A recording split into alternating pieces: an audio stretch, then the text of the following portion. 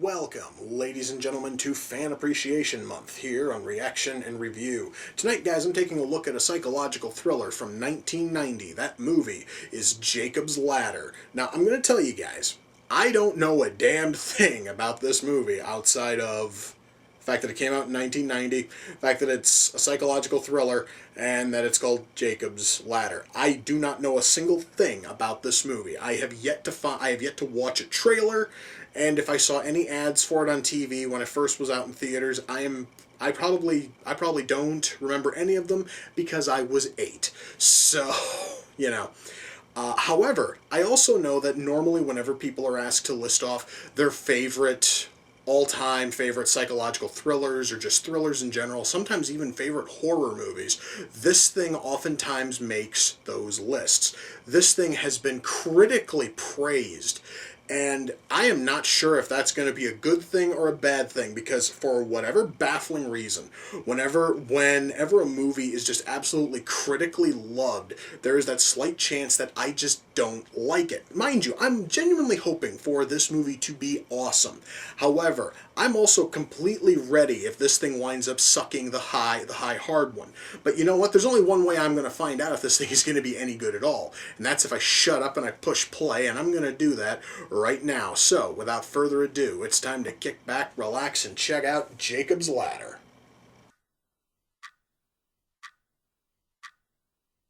Wait a minute here. Is one of his kids played by fucking Macaulay Culkin? Oh my god, he is. Okay, I was genuinely not friggin' expecting that. Honestly, guys, I had no idea that Culkin was even in this. That's actually kind of interesting.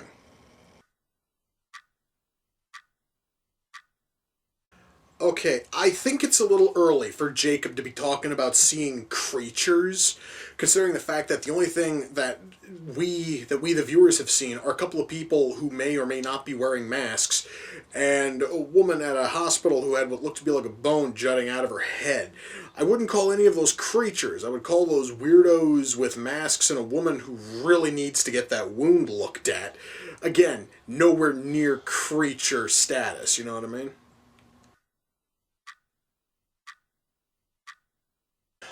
Okay, guys, I have no earthly clue what in the hell this thing is with the scales and look to be wings and all this other shit. But guess what? This thing here is actually a creature, alright? And Jake was talking earlier about seeing him, and I said, you know, he was full of shit. Now he can officially say he's seen a fucking creature. What the hell is that fucking thing?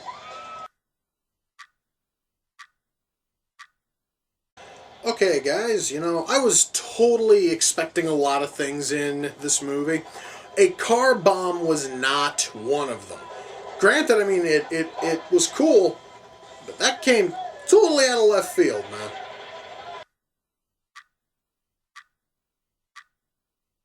Okay, I am no expert on how friggin' like loony bins are laid out, but I really don't think that it's normal for a psych ward to allow the patients to crawl around on a steel grate above the actual psych, you know, ward. That was just incredibly fucking weird.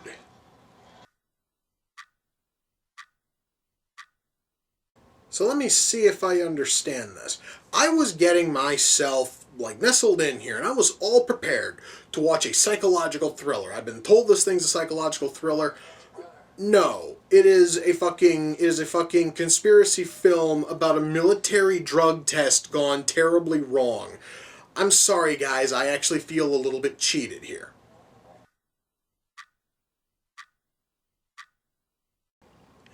Well, guys, that was Jacob's Ladder, and that ending was a massive fucking letdown. Okay, let me shut that off. Okay.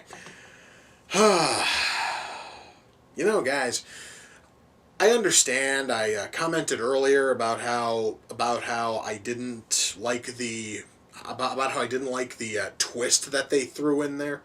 The one I mentioned roughly about 20 minutes ago. But frankly, that is absolute solid gold writing compared to the ending of this film. After being dedicated to it for an hour and 40 plus minutes, this fucking thing insists on giving us an absolute bullshit cop out ending. I am going to say right now, guys, a movie that was this strong should not have an ending that sucks that fucking much, okay? I'm going to tell you guys right now, I am totally willing to tell you guys right now, this movie is awesome. It is a fantastic movie. It has awesome writing, awesome acting, special effects, which a few of them are here, are done really well. But that fucking ending destroys this thing. That ending sucked. And I am absolutely flabbergasted by it. At no time, guys, has a movie's ending ever just pissed me off this much. Because technically, it means that the entire film, all 140 plus minutes, have been an absolute motherfucking waste, save for maybe the first, 10 minutes, roughly. That's it. Everything else has been an absolute fucking waste. And I've seen movies which have pulled this sort of stunt in the past, okay? I have. And frankly, it's kind of sort of cheap when those films do it. However, they didn't have a story that was this goddamn strong going in. Okay, I really should stop harping about the ending. Let's talk about the film itself, and let's talk about how they took a fantastic movie and absolutely shit on it in the closing 60 seconds. Alright, the writing here, minus the ending. I promise I'm going to stop talking about the ending. The writing here is amazing. The story is great, and I mentioned earlier about something which is mentioned at the start of the third act, about how technically what all of this was, when all was said and done, it was just a military drug, test gone terribly, terribly wrong. And that right there is a really nice twist. It would have been an even better twist if it were in a movie that wasn't trying so desperately hard to play itself up as some kind of a psychological thriller. And I totally understand that a lot of people are going to tell me that probably was not the intention. But you know what? After hearing so many people tell me that this film is a very strong psychological flick, when every single blurb and mention on the case talks essentially about how the film is frightening, it's scary, it's creepy, it's this, it's that, then to just say that it was all a drug test is just basically a cheap cop out. Again, it's not nearly as bad as the ending. I'm gonna stop talking about that bullshit ending, I swear to God. However, though, beyond that, though, everything that led up to that twist was really sound. I certainly though wouldn't call any of it creepy or frightening. The movie is certainly incredibly interesting. However, you guys also have to understand that it takes a lot for me to find a movie to be creepy or frightening. So honestly, my gauge is kind of screwy with that. Some people are probably going to watch this movie and they are going to be absolutely creeped out from start to finish. Not me. I actually thought it was kind of tame, but hey, that is just me. The story here is incredibly strong, and it is sort of difficult to follow everything because almost everything is told in various states of being awake, of dreaming, flashbacks. By the way, yes, there actually are dreams that go on here, which actually means that the little fucking blurb here, which actually talks about how the most frightening thing about Jacob Singer's nightmare is that he isn't dreaming, is a crock of shit up until the ending when you find out that, yeah, it's technically not dreaming. Okay, again, last time, I can promise, I'm not going to talk about the ending. Our characters here are all built very, very well. This movie has really good writing. In fact, I would say that so far, even though we are incredibly early into the year, this movie has by far the best writing out of everything I've seen. And that's discounting the bit I'm not talking about anymore. If we were to cut that, we have here some of the finest writing I've seen all year. Again, we're only a couple weeks in, but still.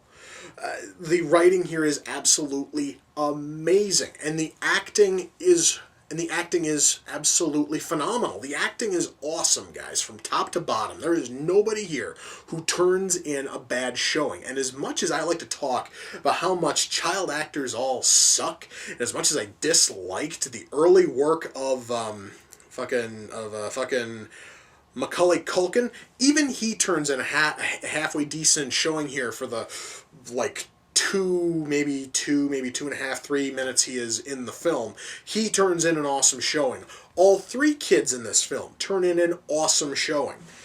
This movie, guys, has some great acting, has some fantastic writing, special effects. What few special effects are in this film are kind of solid, except for one, and it's something which they continue to go to, apparently to attempt to creep out the viewer, and that is that occasionally Jake will be looking around his surroundings, and you will see a person sitting perfectly still in a chair, and they'll have their head bobbing back and forth, kind of sort of like this.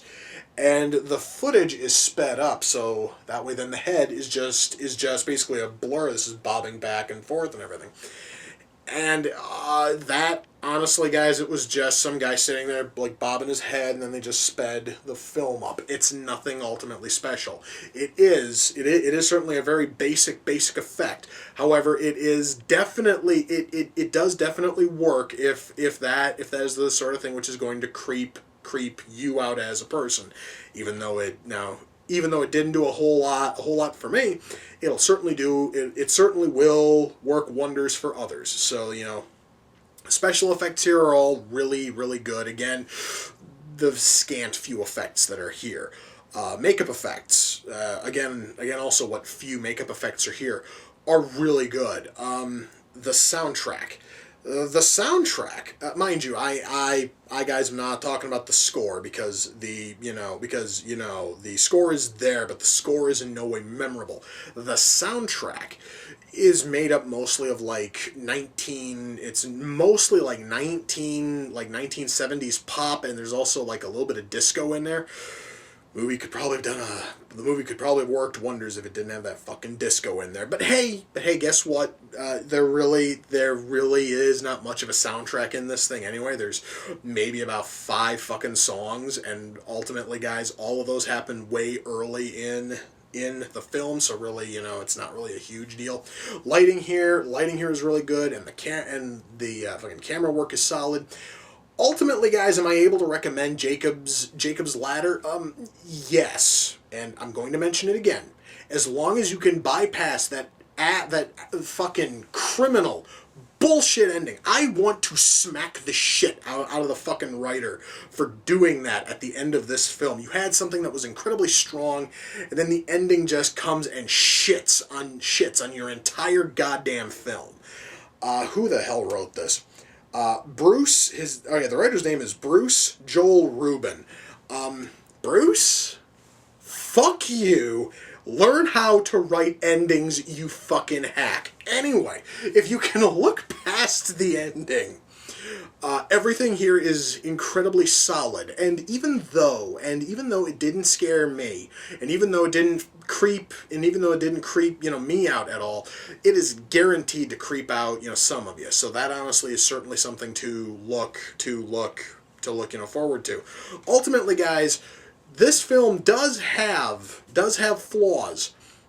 However, though, everything else here is still able to completely just win out in terms of, everything else here, though, compensates for those few flaws. Okay, so yeah, guys, The ending is absolutely criminal, and there also are a couple other minor moments in terms of writing which are just not that good.